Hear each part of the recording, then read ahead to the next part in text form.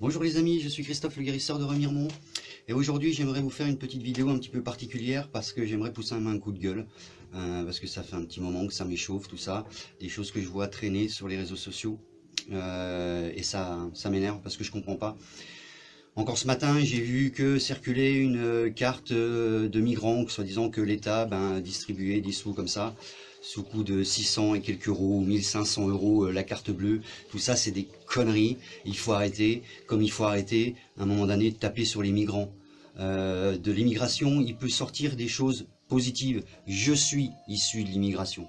Voilà, mes grands-parents étaient italiens, ils sont venus en France, mon grand-père il a travaillé comme un mulet, il était à l'usine la nuit, à 6 heures du matin il allait décharger les wagons de légumes jusqu'à 13 heures pour que sa famille manque de rien. J'ai été traité de sale macaroni toute mon enfance et aujourd'hui je passe ma vie à faire du bien aux gens. Donc à un moment donné il faut arrêter tout ça. L'immigration, on vient pas dans un autre pays simplement pour dire ouais c'est super, c'est cool, ouais il y a la CAF, il y a tout ça. Bien sûr que non. Laisser ses origines, laisser sa famille, laisser ses attaches, laisser ses ancêtres pour s'expatrier dans un pays, il n'y a rien de plus difficile que ça. On part pas d'un pays simplement parce que on en a envie ou on a envie de prendre des vacances. On s'arrache à nos racines et ça c'est très important. Aujourd'hui les migrants qui viennent en France, c'est pas par plaisir qu'ils viennent en France. Mais tout ça, c'est de la faute de qui? C'est de la faute des pouvoirs en place. Moi, mon grand-père, il a fui le régime de Mussolini, il a fui le régime fasciste. Il y a des gens qui sont partis de l'Espagne, ils sont venus parce que ils partaient, ils fuyaient le régime de Franco, ou encore des Allemands pendant la guerre qui étaient contre Hitler, et ils fuyaient ce régime-là. C'est toujours les États qui font en sorte que l'émigration arrive. C'est les États qui sont coupables. Aujourd'hui, c'est ces personnes-là que j'accuse. Il y a la faim dans le monde, il y a des SDF en France, toute cette misère que l'on voit au quotidien, des petits vieux qui n'ont pas suffisamment d'argent pour se payer à bouffer aujourd'hui dans notre pays. Ce sont les États, c'est ces États-là qui prennent notre poignon et qui font en sorte de faire crever les gens qui sont en bas. Voilà. Et de toute génération confondue. Hein, même dans les héros de guerre en France, on a des gens qui sont venus pour prendre la place pendant que d'autres se battaient et d'autres se faisaient tuer sur les champs de bataille, et puis on arrive en France comme un sauveur en disant maintenant toi tu as fait la résistance et tu dégages et moi je prends la place. Mais ça a toujours été comme ça. Aujourd'hui l'espèce d'enfoiré de Donald Trump là, c'est une honte de voir ces gens là. Mais dans notre pays c'est pareil, il ne faut pas oublier à un moment donné que si l'État a de l'argent qui rentre dans leur caisse, c'est parce que nous on le veut bien. Nous, on le veut bien en tant que citoyen de payer l'impôt. Moi, je paye des impôts, mais je suis utopique parce que je pense que mes impôts vont servir pour les gens qui sont en situation de maladie, pour les gens qui sont en situation de handicap ou pour les gens qui sont en situation de travail. Bien sûr que non, tout ne va pas là. Donc à un moment donné, il faut que ces gens qui nous dirigent prennent conscience du problème. Si demain, ne serait-ce que si la France demain montrait l'exemple de dire ouais c'est basta, maintenant je paye plus rien, je paye plus mes taxes, je paye plus mes impôts, je paye plus rien, est-ce que l'État ira mettre derrière chaque porte de chaque citoyen en France un flic, un policier, un gendarme, un militaire pour nous dire oh Coco maintenant il faut que tu payes tes impôts? Non, ça se passe pas comme ça. Donc les États qui sont en place sont responsables de tous les génocides qui a toujours existé sur cette terre-là. C'était pareil pendant la guerre, mais c'était pareil quand les colons sont arrivés sur les terres amérindiennes, c'est pareil par rapport à la Chine et au Tibet, ça a toujours été comme ça. Le seul problème, c'est qu'on accepte ça. On accepte ces choses-là. Donc moi, la question que je me pose aujourd'hui, c'est comment faire pour dire stop, quoi.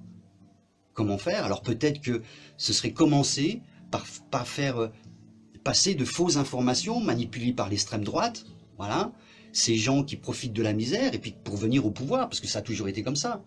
Regardez ce qui se passe aujourd'hui dans les pays, en Europe. L'extrême droite, le fascisme, il remonte en force. Pourquoi? Parce qu'aujourd'hui, les gens qui sont dans des situations précaires n'ont plus d'espoir.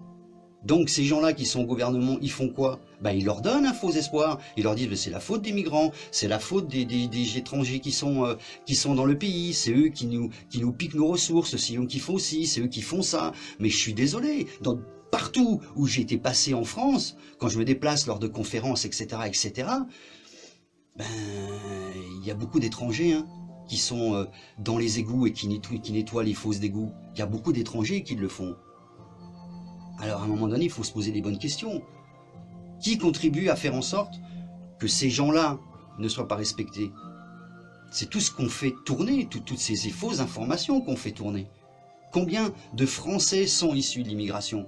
Franchement, donc ce qui était la Gaule, etc., ben, les personnes qui venaient envahir notre pays, ils faisaient quoi? Qu'est-ce qu'ils faisaient avec nos femmes? Combien d'entre elles ont été violées? Ben, c'était bien pourtant que ce soit les Vikings ou etc. ou les Visigoths, les Ostrogoths, ce que vous voulez. Qui aujourd'hui est de pur sang français? Il n'y en a pas. Il n'y en a pas. Et ça, c'est des choses qui m'énervent.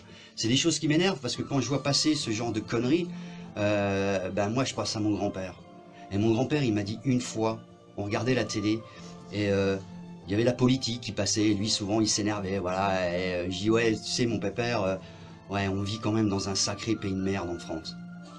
Et lui, de son 1m65 et de ses 130 kilos, il s'est levé, il est venu vers moi et il a fait « Fils, si tu redis encore une seule fois du mal du pays qui m'a accueilli, je te jure que celle-là, tu te la prends. » Parce que voilà, il était comme ça, il était fier d'être en France, il était fier de travailler en France, il était fier que ses enfants soient nés en France. Mais surtout, il a fait les choses. Il a travaillé comme un malade, il a fait beaucoup de choses. Donc à un moment donné, il faut arrêter. Et d'ailleurs, petite parenthèse, hein, l'hôpital que nous avons à Remiremont, ben, mon grand-père, hein, il était maçon, hein. Ouais, il a bien contribué à tout ça. Hein. Donc à un moment donné, oui, bien sûr que oui, de l'immigration, il peut en tirer des choses bonnes. Voilà. Et peut-être qu'un jour, moi aussi, j'émigrerai. En Suisse, ouais, je suis attendu, hein. Ouais. Mais ma place, elle est là, ma place, elle est dans les Vosges pour essayer de faire quelque chose, puisque j'ai choisi d'être là, donc il doit bien avoir une raison. Mais voilà, à un moment donné, il faut dire stop à tout ça. Il faut faire en sorte que les choses changent. On est tous pareils, il n'y a pas personne qui est différent d'une autre. On est tous là pour essayer de trouver le bonheur, pour essayer d'être bien, pour essayer d'être heureux. Mais c'est pas en se divisant qu'on y arrivera. Voilà.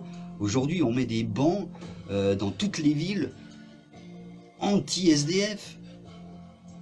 À Paris, vous allez dans des entrées d'immeubles. À Paris, dans les entrées de garage, vous avez des herses.